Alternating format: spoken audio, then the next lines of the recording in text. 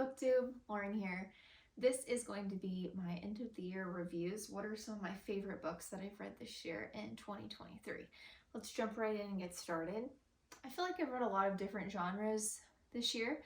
I feel like I've read a good kind of mix of most genres besides historical fiction, nonfiction.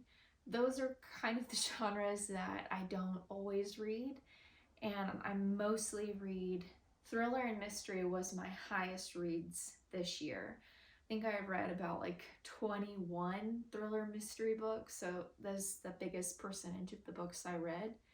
I also read a lot of fantasy and science fiction. So those are the three genres I kind of stick to: mystery, mystery, thriller, horror, fantasy, and science fiction. So those are the most of the books. I went ahead and I kind of wrote down my favorite books of each month that I read. I don't have every single book physically. A lot I read on ebook, so I'll just show them up on the screen. And a lot of them I even borrowed from the library, so I don't even have like a copy on my Kindle anymore. So for January, my first favorite book was The Last Time I Lied by Riley Sager. This was a mystery thriller.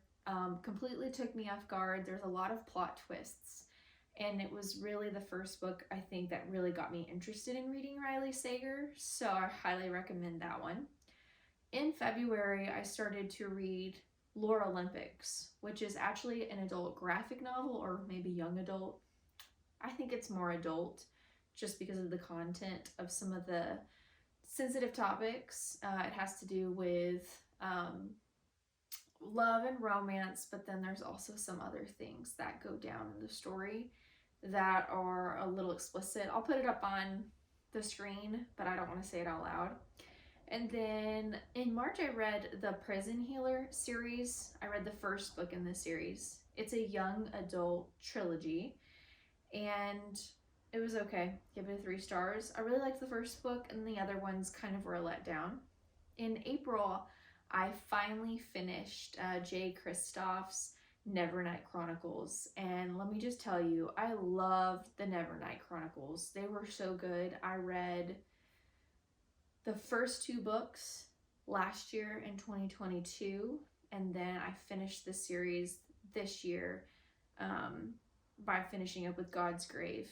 It was amazing. The whole series blew me away. It's like horror, it's classified as, but it's really about fantasy. She goes to pretty much assassination school, and she's wanting to kill a certain person who, revenge pretty much is the story. The only thing about Jay Kristoff's books that I'll warn you is he's not afraid to kill his characters, and he actually killed one of my favorite characters. So I'm not going to say who it is because I don't want to spoil it, but I do want to warn you, if that kind of thing makes you mad, be careful, because he is not afraid. He has no fear. Then I was like, okay, I love his books so much. So actually, one of his other books that he's written, is Empire of the Vampire, which is, I think, going to be a series, or at least a duology, because I know the second book is coming out in 2024. This, I think, was my favorite book of the entire year. It was really long. It was over 700 pages long, and it's worth it. It's kind of like reading a Stephen King book. You're like, why is it so long? He has a lot of great details and personalizes his characters and really describes the scenes and the actions that take place in a way that's engaging. I loved every second of reading this book, just like I felt when I was reading the Nevernight series. So I hope that I can read some more of Jay Kristoff's books. I remember I picked up one book from, I can't remember the name of the series, I can't remember. I started to read one of his maybe younger adult novels, and I didn't like it. So when I started reading his adult novels, I was like, this is it. This is my niche. It's very dark. It's about vampires. There is some romance in here, but it's mostly focused on the plot of the horror and the action, the suspense. It was an amazing story. So this was, I think, my favorite book of 2023. I read that in May. So The next month I read this book. Of course, it's the height of summer, it's June, and everyone was going crazy about Fourth Wing, and I was like, okay, I'll bend to pressure and I'll read it. It was really good. I was surprised because a lot of young adult romanticities that I read, I don't always like because the poor writing or the poor plot, or it's just very just basic, like, yeah, I already know how this is gonna go kind of thing. For example, I read Scarlet Veil. I got 60% in. I just couldn't finish it. It's a vampire romantasy. It's just nothing compared to this one. Is really, really good. Also, if you kind of like a similar young adult vibe, I would highly recommend this series. So Brandon Sanderson, an amazing fantasy and science fiction writer. He writes both young adult and adult, and he says he kind of switches. He'll write a young adult novel, he'll write an adult novel. I don't think I've read any of Brandon Sanderson's works besides this, which I think is kind of surprising because I think I would really like his other books too. Mistborn has been on the list for a long time, so hopefully I can read it in 2024. This series is amazing. It's called the Skyward series. I've read the whole thing. The Skyward, Starsight, Cytonic, and then this was the last book. There's also some novellas written about different characters within the same universe. I think that this was way better than Iron Flame. I read Iron Flame and I was very disappointed. And I was like, and then I picked this up and I thought, you know what? I think this is a really underappreciated young adult series. And I really think more people should give it a try. It's science fiction, not fantasy. It's about humans hundreds of years after Earth collapsed, or they leave Earth, and they're stuck and they're trying to figure out what is beyond their planet. And eventually they find out this whole universe of people, and there's this giant intergalactic war. So it's really cool if you like science fiction and you like action, spaceship battles, and there's also drama and romance peppered in as well. But it's mostly about the war and this fighter pilot. Highly recommend. Highly recommend. Okay. Then we went, and I read that in November. That was my favorite book of November. Also, got Brandon Sanderson's signature in this one, a special Barnes & Noble exclusive. So I love that copy. In July, I read Happiness for Beginners by Catherine Center. I really am loving her books. They don't have smut in them like most adult romances do. That's just not for me. It's fine if other people read it, but personally for me, it's not my thing. So if you're looking for a sweet romance, I highly recommend Happiness for Beginners. Don't read the Netflix movie that they made. I personally did not like it and felt that it was very cringy and nothing like I felt in the book. Very different vibes. I don't recommend the movie, but who knows, you might like it. I thought it was terrible. So the book is way better. So skip the movie, read the book. Also read her other books. I have them on my shelves over here. I can't remember them at this second in my head. Where are they? They're somewhere. Oh, they're over there. Yeah, we've got The Bodyguard. We have Hello Stranger, How to Walk Away. Those are the 3 other books I've read by Catherine Center, and they're amazing. She writes a bunch of like grumpy characters who fall in love with the sunshine character, or they're, forced proximity or fake dating. She does different tropes like that, but with no spice. So, I mean, there is spice, but it doesn't describe scenes like other works do. So highly recommend that. Then in August, I got lucky again, and I started reading the Red Rising series by Pierce Brown. So many people were telling me that it was really good. The only thing is that they're all thick. It's a really long series. I think it originally was a trilogy, but now it has 6 books. So now it's a series. I've only read the first 3. I went ahead and I read Golden Sun is book 2 and Morning Star is book 3. So I finished the official original trilogy. And honestly, if you stop right there, I was like, oh, this could be a really great ending. But apparently there's 3 other books. I have them on my shelves. I'm going to read them in 2024 more than likely because I really did enjoy the characters. The thing I really struggled with was there was a lot of characters and keeping up with them was hard. At the beginning of most of the books, I don't think the first one does, but in the other books it has like a cast of characters at the beginning. And even reading that, it was really hard for me to keep up with who was who. So I did get a little confused, especially in Golden Sun, but then Morning Star really was just mind-boggling to me. They were all really good. I think, I don't know, Red Rising was really good, but so was Morning Star. I think I gave them both 5 stars. I thought, am I gonna like an in-depth science fiction? I've read Defiant. Can I read an adult sci-fi and enjoy it? And I did. I struggled a little bit just because I think my brain's not used to the whole big cast of characters and such a giant world building situation. The writing style is also very, very literary and beautiful. Even though it's grim, it's also beautiful. I already did a whole review on Morning Sun, so I'm going to stop talking and keep going. You can find that video if you want to.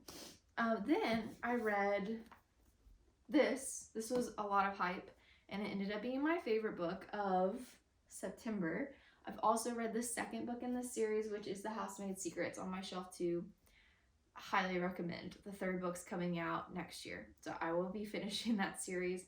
I love the main character, and the plot is just so witty and dark. She's a housemaid for these women who husbands are like terrible people. And so her job is to kind of like figure out ways to quietly get rid of them. And it's really entertaining. Millie is, I love this character so much. She's hilarious. She kind of walks around like she doesn't always know what she's doing, and then all of a sudden she just like barrels into action and just kicks butt. So she's an awesome character. Then in October, this was the book of the month. I selected this one and I read it in one day. Absolutely mind-blowing. It has to do with time travel, romance. It's amazing.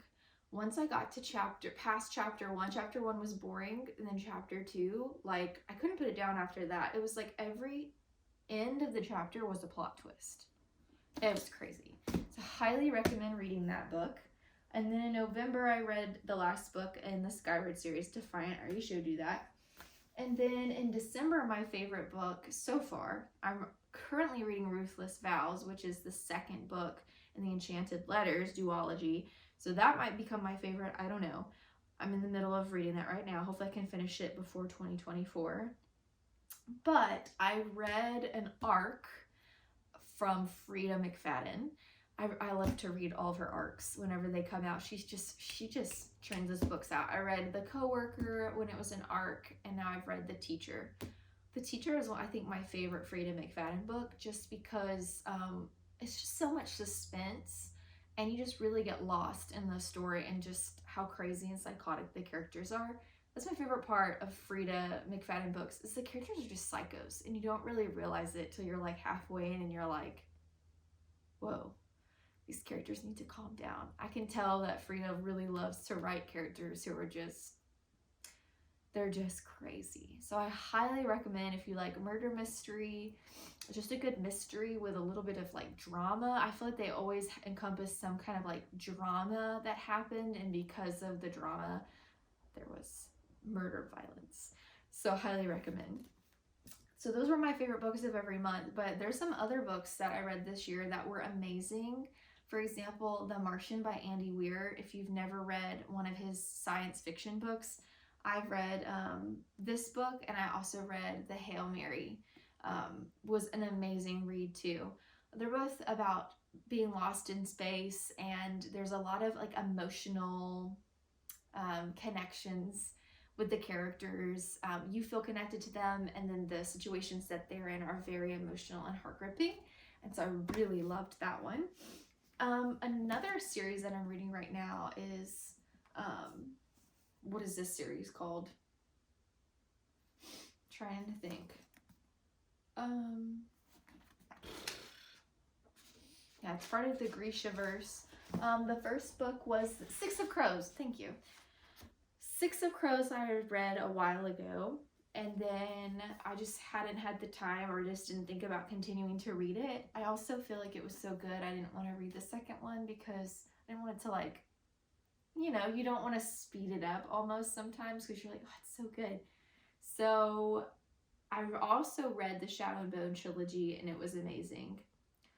And then I read this book this year, and it was amazing. I think I read it so fast. It looks really thick and has tiny words, but I promise you the story just flies by. I just really love how gritty it is, and I really love how the characters are so deep and complex. I really like that about the Crooked Kingdom.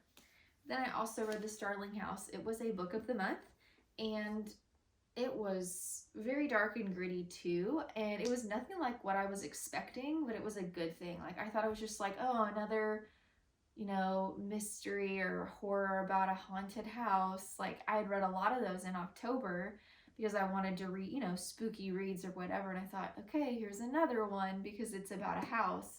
But this book completely took me off guard, and I enjoyed it way more than I thought I would. The characters are very, like, raw and just honest in a very witty way. And there was a lot of, like, heart-pounding moments, heartbreaking moments, and then, of course, a happy ending. So this one completely took me for surprise. I would say it's like a fantasy horror, and then it's mixed in with romance as well. So I highly would recommend The Starling House. And then here's my last book that I have physically. The Hacienda House is another book of the month that I got this year, and I really, really liked it. Again, a lot of people were kind of saying meh about it, but honestly, it's not like any other book I've kind of read. It's horror mixed with romance, which is kind of interesting. I don't know if I've ever really read a horror romance before, but I really liked it. It was very spooky. It's about another haunted house. I've read a lot of haunted house books this year. I read Home Before Dark. I've read The Hacienda, Starling House, The September House, and they were all pretty good, but I think definitely my favorite were Starling House and The Hacienda. This one has some, the house is, I guess it has Spanish roots, or it's tied to the Spanish culture, and so I read this on this Hispanic Heritage Month, and I really liked it a lot.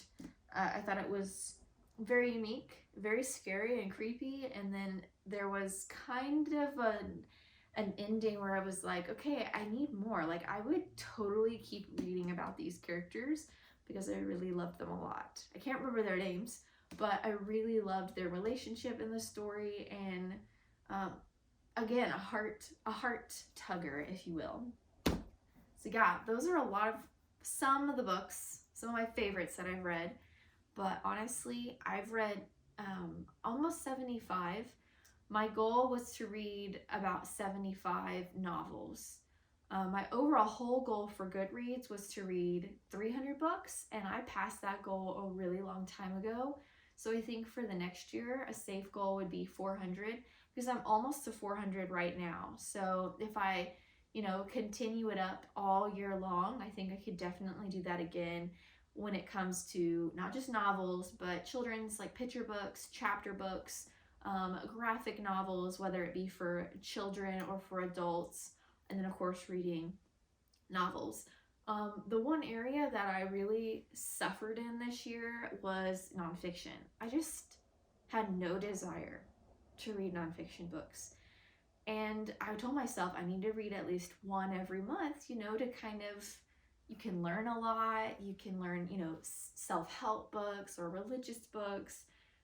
And I just didn't do it. I read I read 2 this year, and one was like a biography. It was Tom Felton's Beyond the Wand, and the other one was what was it called? It's the one with the cuss word on the front, the F word. I can't think of what it's called. It was really good too. Oh, the art of not giving an F, pretty much. I read those 2, and then after that I was like, I don't have any urge to read. So maybe I need to start, instead of saying once a month, like maybe I could pick like one a quarter, like one in the winter, one in the spring, one in the fall, like kind of easing it, because I thought, oh my goodness, I have to read a whole nonfiction book every month. Like, I think I kind of gave up because my goal was too hard. I feel like I've done that in the past though. I think I'm just getting so obsessed with the thrill of reading a fiction story, I don't want to read nonfiction anymore. Anywho, I hope you got some good book recommendations from me. I kind of just blabbed. But yeah, I read a lot of great books this year. I definitely want to hear from you guys. What are some books you're enjoying? Drop it in the comments. How many did you read this year? What was your goal? Did you reach it? And what's your goal for next year? I want to hear all about it. Let me know in the comments, or link your own video if you made your own video. I'd love to get some book recommendations for the 2024 year. Merry Christmas and Happy New Year, everybody, and I'll see you next time. Bye!